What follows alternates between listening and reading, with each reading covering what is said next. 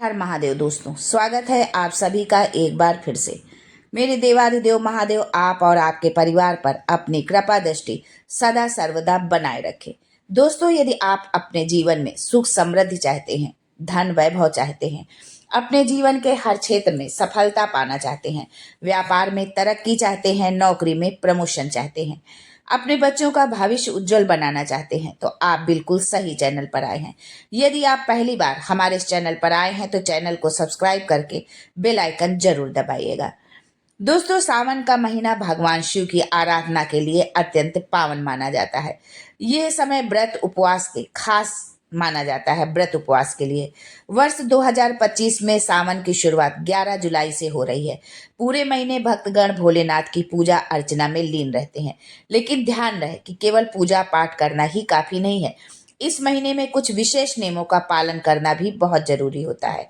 धार्मिक ग्रंथों में कुछ ऐसे कार्यों का उल्लेख है जिन्हें सावन में करने से बचना चाहिए। कुछ बातों का विशेष ध्यान रखने से स्वास्थ्य, परिवार, धन पर सकारात्मक प्रभाव पड़ता है। दूसरी बात, आज के वीडियो में हम ये भी जानते हैं कि भगवान भोलेनाथ पर चढ़ा हुआ प्रसाद जो हम भोग उनको अर्पित करते हैं उसे हमें खाना चाहिए या नहीं खाना चाहिए, या किन परिस्थितियों में हमें खाना चाहिए और कब हमें नहीं खाना चाहिए। तो आज के वीडियो में ये एक विशेष जानकारी आप लोगों को मिलने वाली है, इसलिए वीडियो को अंत तक देखें, बीच में स्किप ना करें। और यदि आप महादेव के सच्चे भक्त हैं तो कमेंट बॉक्स में हर हर महादेव जरूर लिखें। लेकिन आगे बढ़ने से पहले आपसे रिक्वेस्ट करती हूँ कि वीडियो को लाइक करिएगा, दोस्तों को शेयर कर दीजिएगा, और अगर आपने अभी तक चैनल को सब्सक्राइब नहीं किया है तो चैनल को सब्सक्राइब करके बेल आइकन जरूर दबाइएगा। दोस्तों, सावन का महीना भगवान शिव की भक्ति का सबसे खास समय होता है। इस पूरे महीने में भक्त शिवलिंग पर जल, दूध, बेलपत्र, फल और अन्य सामग्री अर्पित करते हैं। ऐसा कहा जाता है कि भोलेनाथ बहुत शीघ्र प्रसन्न हो जाते हैं, खासकर जब उन्हें श्रद्धा से जल और बेलपत्र चढ़ाया जाता है। लेकिन आपने अक्सर सुना होगा कि शिवलिंग पर चढ़ाया गया प्रसाद नहीं खाना चाहिए। इस बात के पीछे धार्मिक मान्यता है जिसका उल्लेख शिव पुराण में भी मिलता है। तो आइए हम जानते हैं कि वो क्या मान्यता है, क्यों नहीं खाना चाहिए भगवान भोलेनाथ पर चढ़ा हुआ प्रसाद। दोस्तों, शिव पुराण में एक श्लोक मिलता है जिसमें बताया गया है कि शिवलिंग पर चढ़ाया गया भोग भगवान शिव के गढ़ चंडेश्वर को अर्पित होता है। लिंग शिव पर दत्तम यत नैवेद्यम भूत भावनम तद भुक्त्वा चंडिकेशस्य गणस्य च भवेत पदम। इस श्लोक का अर्थ यह है कि जो लोग शिवलिंग पर अर्पित किया जाता है, शिवलिंग पर जो भी भोग हम अर्पित करते हैं वो भूत प्रेत के स्वामी चंडेश्वर को समर्पित होता है। यदि कोई इसे खा लेता है तो वो चंडेश्वर की तरह भूत प्रेतों के प्रभाव में आ सकता है या उस पर नकारात्मक असर पड़ता है। पौराणिक कथाओं के अनुसार चंडेश्वर भगवान शिव के मुख से प्रकट हुए एक गण हैं, जिन्हें भूत प्रेतों और अन्य गणों का प्रमुख माना जाता है। इसलिए शिवलिंग पर जो भी भोग अर्पित किया जाता है वो उन्हीं को समर्पित माना जाता है और उसे खाना वर्जित हो सकता है। कब हम खा सकते हैं शिवलिंग पर चढ़े गए प्रसाद को? कुछ परिस्थितियां ऐसी होती हैं जहां प्रसाद ग्रहण करना दोषपूर्ण नहीं माना गया है। यदि शिवलिंग धातु जैसे कांसा, तांबा या पारद यानी पारा से बना हो तो उस पर चढ़ाया गया भोग खाया जा सकता है। लेकिन यदि शिवलिंग पत्थर, मिट्टी या चीनी मिट्टी का हो तो उस पर चढ़े प्रसाद को नहीं खाना चाहिए। इस प्रसाद को जल में प्रवाहित कर देना चाहिए या पशुओं को खिला देना उचित माना जाता है। ये धार्मिक दृष्टि से अधिक सही और पुण्यदायक माना गया है। इसके अलावा भगवान शिव की मूर्ति पर चढ़ाया गया प्रसाद ग्रहण करना शुभ माना गया है। मान्यता है कि इससे पापों का नाश होता है और शिव जी की विशेष कृपा प्राप्त होती है। दोस्तों, ये तो थी भगवान भोलेनाथ पर चढ़ाए गए प्रसाद को खाने या ना खाने से संबंधित जानकारी। अब आगे हम जानते हैं कि हमें सावन पर किन चीजों को, किन काम को करने से हमें बचना चाहिए।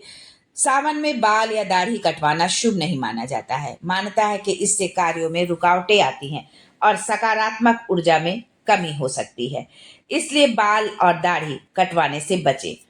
दूसरी चीज है कि स्कंद पुराण के अनुसार सावन में शरीर या सिर पर तेल लगाने से नकारात्मक ऊर्जा का प्रभाव बढ़ सकता है। विशेष रूप से सोमवार के दिन तो तेल लगाना पूरी तरह वर्जित माना गया है, क्योंकि ये दिन भगवान शिव को समर्पित होता है और इस दिन जो है तेल लगाने से आप बचें। सावन में दही खाना वर्जित माना गया है, खासकर रात में। धार्मिक मान्यताओं के अनुसार इससे शुक्र दोष उत्पन्न हो सकता है और भाग्य का साथ कम हो सकता है। इसकी बजाय आप छाछ या नींबू पानी लेना अधिक शुभ होता है।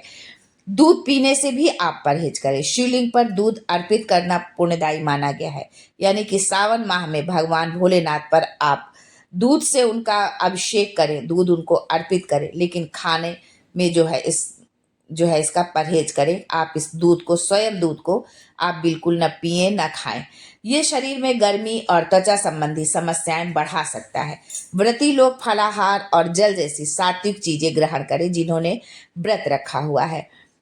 जो व्यक्ति सावन में व्रत रखते हैं उन्हें इस बात का भी विशेष ध्यान देना चाहिए कि उन्हें बिस्तर पर, चारपाई पर, पलंग पर, इस तरह से बिस्तर पर उनको जो है भूल कर भी नहीं सोना चाहिए। धार्मिक परंपरा के अनुसार जमीन पर चटाई या दरी बिछाकर सोने से शरीर और मन में शुद्धता बनी रहती है। इसके अलावा यदि आप चटाई और दरी बिछाकर नहीं सो सकते हैं, कुछ समस्या है, तो आप जो है लकड़ी के बने तखत का प्रयोग कर सकते हैं। उसके ऊपर आप चटाई, कंबल, दरी कुछ भी आप बिछा करके सो जाए, या आप जैसे आपकी इच्छा उस पर सो सकते हैं। लेकिन आप चारपाई का या पलंग का, बिस्तर का प्रयोग ना करें, जो है इसके प्रयोग करने से बचें। ये मूल रूप से विनम्रता का प्रतीक है और आध्यात्मिक दृष्टि से भी बहुत लाभकारी माना जाता है। हम कोई भी व्रत उपवास रखते हैं तो जो है हमको इस बात का ध्यान रखना चाहिए कि हमको जो है अपने इन नियमों का पालन करते हुए हमको जो है ये अपने व्रत उपवास को, अपनी पूजा को संपन्न करना चाहिए। जब हम पूर्ण नियमों को मानते हुए हम व्रत उपवास करते हैं, पूजा पाठ करते हैं, तो ही हमें उसका पूर्ण फल मिलता है। कई बार हम देखते हैं कि हम बहुत पूजा पाठ करते हैं, व्रत रखते हैं, बहुत विधि विधान से पूजा पाठ भी करते हैं, लेकिन इसी तरह की छोटी छोटी चीजें या तो हम जानबूझकर उनको अनदेखा कर देते हैं या हमें पता ही नहीं होती और हम इन जो है गलतियों को करते हैं, जिससे हमें अपनी पूजा पाठ का जो है पूर्ण फल हमें नहीं मिलता है। सावन तो वैसे भी खास करके भगवान भोलेनाथ को समर्पित होने वाला महीना है। इस महीने में पूजा पाठ, धर्म, कर्म, दान, पुण्य का बहुत अधिक महत्व होता है और भगवान भोलेनाथ तो भोले ही हैं। यदि आपके पास कुछ भी सामर्थ्य में नहीं है, कुछ भी समय नहीं है आपके पास, तो कोई बहुत जरूरी नहीं है कि आप बहुत लंबी चौड़ी पूजा करें। जो है आप यदि भगवान भोलेनाथ को जो है प्रातः उठकर स्नान आदि के बाद यदि आप एक लोटा जल भी उनको समर्पित कर देते हैं तो वो उससे भी प्रसन्न हो जाते हैं। हमारे गुरुजी पंडित प्रदीप मिश्रा जी हमेशा अपनी कथा में बोलते हैं कि एक लोटा जल सब समस्या का हल। तो महादेव को यदि आप एक लोटा जल ही केवल समर्पित कर देते हैं तो भी महादेव आपसे प्रसन्न हो जाते हैं। पर पूरी श्रद्धा, विश्वास और आस्था के साथ एक लोटा जल ही आपका काफी है पूजा के लिए, उनको खुश करने के लिए। तो इन नियमों का ध्यान रखते हुए आप अपनी पूजा पाठ करें, अपना व्रत उपवास करें, जिससे कि आपको अपने व्रत उपवास का, पूजा पाठ का पूर्ण फल प्राप्त हो सके। तो आज के लिए बस इतना ही। फिर मिलते हैं कुछ नया, कुछ अलग, कुछ अद्भुत लेकर। तब तक के लिए हर हर Mahadev and thanks for watching my video.